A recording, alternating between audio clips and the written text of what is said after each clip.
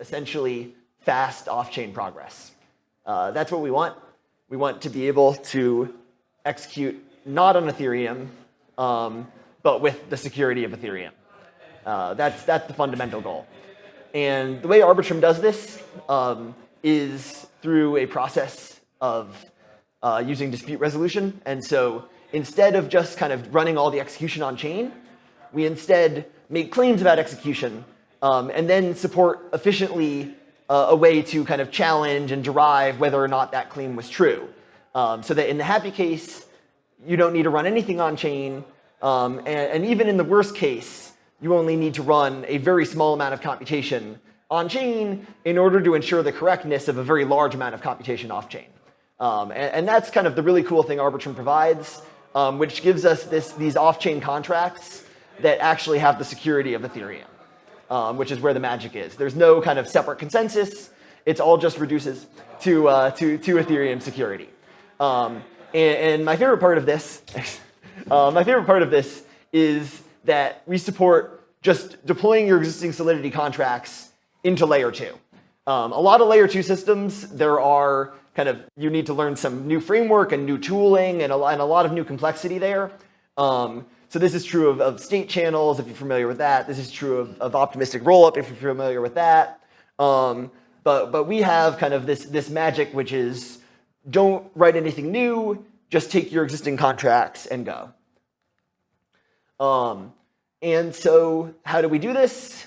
I went into a little bit. Fundamentally, we use a combination of techniques. No fancy cryptography involved, which is really nice because it means it can actually be fast. So we do all of this with just a combination of protocol design, incentives, and this custom virtual machine architecture that essentially just makes sure that we can run all of this kind of back and forth dispute efficiently on chain. And so what are the important things to know about Arbitrum when you're thinking about, hey, can I use this? Well, there's really only one kind of important role, and that's this idea of validators. So in Ethereum, you have all of the miners running your contract, which is why it's so slow. Instead, for Arbitrum, each Arbitrum contract has a set of validators, who are the people who are actually running the code for your contracts. And the really cool thing that Arbitrum provides is this any trust guarantee, which is that any single validator can ensure that the contract will run correctly. And compare that to something like if you compare that to other scaling solutions, so for instance, side chains that use something like a Byzantine fault tolerant, essentially a separate consensus mechanism, where you need 2/3 of the validators to be honest, which is kind of a huge assumption. And it's very easy to worry, well, wait a second, what if they're not as friendly? They can just steal all of my money. Here, allowing anybody to ensure the correctness is really key. So we have this validators, we have this idea of kind of dispute resolution. So what do the validators do? How does this work? So first of all, the validators are incentivized to not fight, to act honestly. And so in the happy case, most of the time, parties aren't malicious. And the first thing we want to do is be really fast when nobody's acting maliciously under normal conditions. And so we can have a set of validators, for instance, that most of the time they're all going to be up and available, and they can just unanimously sign off and say, hey, we agree, this is the correct state, this is the correct next update. And the system will accept the state immediately. So there's no challenging, there's no disputes, because everybody's set up in advance that we all agree. If you don't have that, then you go into this fallback system that I described earlier, where one validator has to say, well, I assert that the new state will be X, and somebody else can challenge. So I'm not going to go into the details of how all this works right now. I'm just giving you a little bit. My co-founder, Ed Felton, is going to be giving a talk tomorrow afternoon, where we go into more of the technical details. More of what I want to talk about today is like, how the hell do you actually make use of this stuff? A lot of kind of the weirder, more technical layer 2 solutions building on top of Ethereum are pretty tough to use. And one thing that's really important to me is to build a solution that's actually kind of accessible to developers, that people can actually use. So what do we have today? First of all, like what's actually out of what I'm talking about, what's out there, what's usable. So we have a public alpha that's been out since around June. And that's all open source on GitHub. Anybody can check it out. URL's at the bottom. We have the ability to support Solidity contracts, so you can easily take an existing dApp and port it onto Arbitrum. And I'm going to walk through quickly, if we have time, which we should, like what that process looks like, because it's really simple, which is nice. These contracts can send and receive tokens, and so they can kind of interact with the regular on-chain contracts. And so you can have this layer 2 scaling and this extra speed boost for your contracts, while still being on Ethereum and having the advantages of being on Ethereum. So a little bit about like what the parts are of this system, what's the code, like what am I actually saying you should use? So they're really kind of, and how does your contract involved? So they're really kind of two halves of the story. There's the half about kind of what the validators are doing, what your kind of your smart contract is doing. And then there's the half which is your front end. So you're writing a front end, it needs to, your user is interacting with it, it's interacting with your contract. What does that look like? So I'm just going to do kind of a quick overview of those chunks. So first of all, we start with a Solidity contract. We run it through the Arbitrum compiler, which transforms it into this kind of weird magical Arbitrum program. And then we deploy it. You have a set of validators, the program is distributed to all of them, and they post on-chain with essentially a commitment to this contract. So they say, hey, we have this, we want to create this contract. Here's a hash of it. We're barely doing anything on-chain, just this small transaction. To commit to say, essentially, we all agree what code we want to run. We're not revealing what it is, but we all agree that this is the same code. And then these validators start asserting. So they're in the happy case. They're all unanimously asserting together. We're not even on the blockchain, but we're getting finality, we're getting security, and it all works. And so then what does the front end side look like? So now we're talking about the user. So kind of the standard for Ethereum is you're using Web3, maybe you're using Ethers.js. If you've done any Ethereum development and web clients, kind of you're using one of these libraries and they talk to the Ethereum blockchain. Well, we don't want to change that experience. We just want to move it over into layer 2.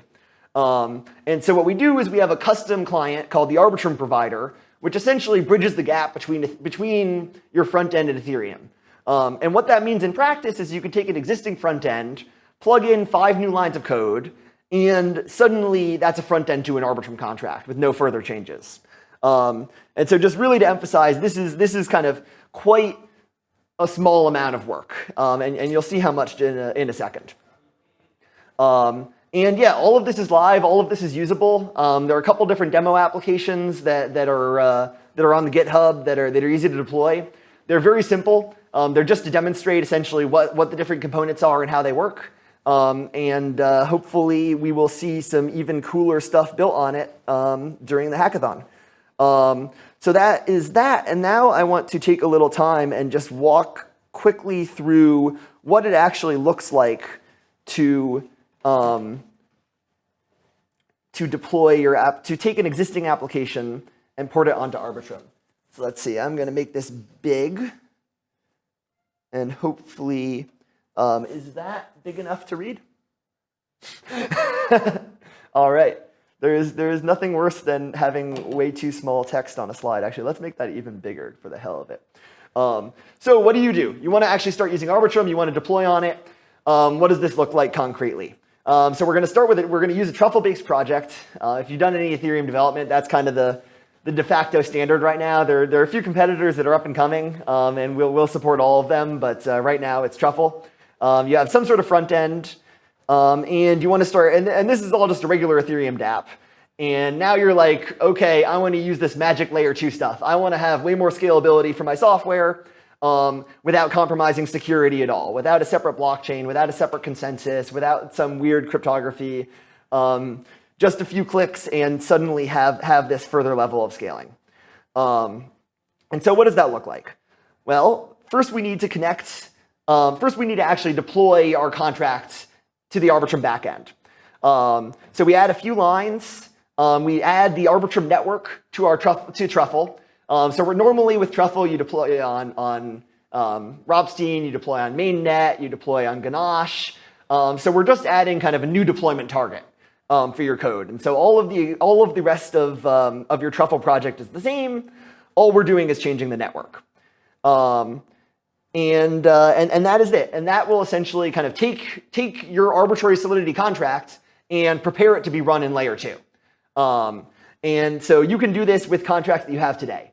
And it goes super smoothly with a couple restrictions that are listed on this website if you want to go into detail. So that's the backend. That's done. We have our kind of test client, which is, let me just scroll down here. Yeah, so you run truffle migrate, you select the network, and it produces this contract.ao file, which is your Arbitrum contract. So now that you've designed that, that's essentially ready to be launched. You're now ready to create a VM. And for the purposes of kind of the current state of the alpha, there's just a magic command to do that for you. And so what this command here will do is it will, on your computer, launch an entirely fresh blockchain using Ganache. Launch, well, in here we say 3 validators who are all independently running and talking to each other, and it'll set them all up with your contract.ao. So it's just going to be kind of a one-click for in the current alpha to set up everything. And that's all. So now you have an entire Arbitrum contract running off-chain, all set up on your computer. So that's the back-end side. Next up, you have this existing front end and you want to port it. So you are, for example, using web3.js. And so somewhere in your code, you have a block of text that looks something like that. It tries to connect to MetaMask if that's around. If not, it does some fallbacks. It looks for kind of whatever your provider is. If you've done any blockchain programming, then you've seen code like this in your front end, where the browser app, maybe it falls back to Infura. It's looking for a connection to Aetherium. And so, but now we need it to not talk to Aetherium. Now we want to port it over to this entirely different backend.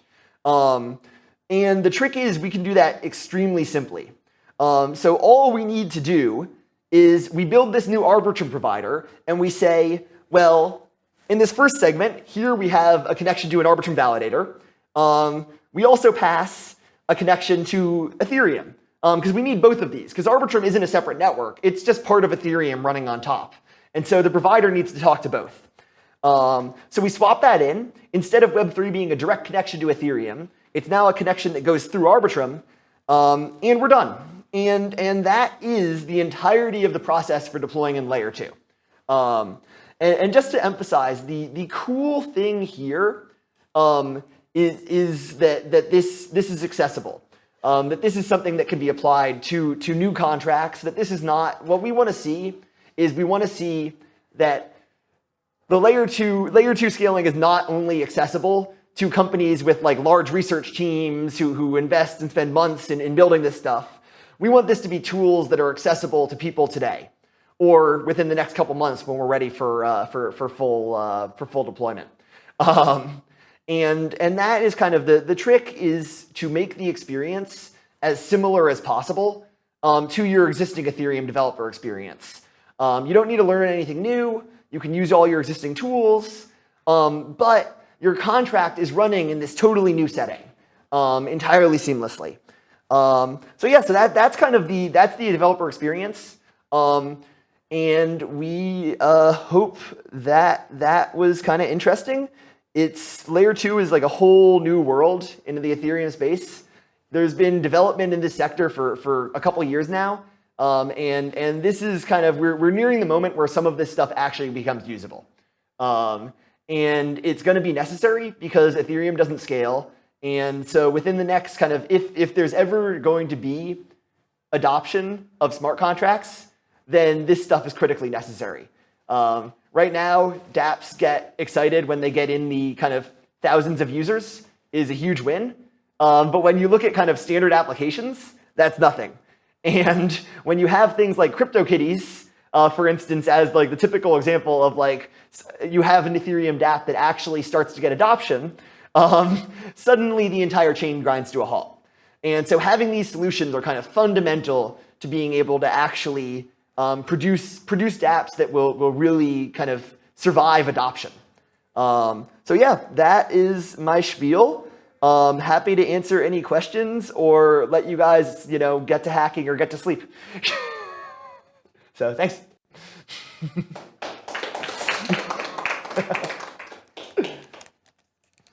Yeah, absolutely. So do you know how Ethereum 2 will affect Arbitrum? Yes.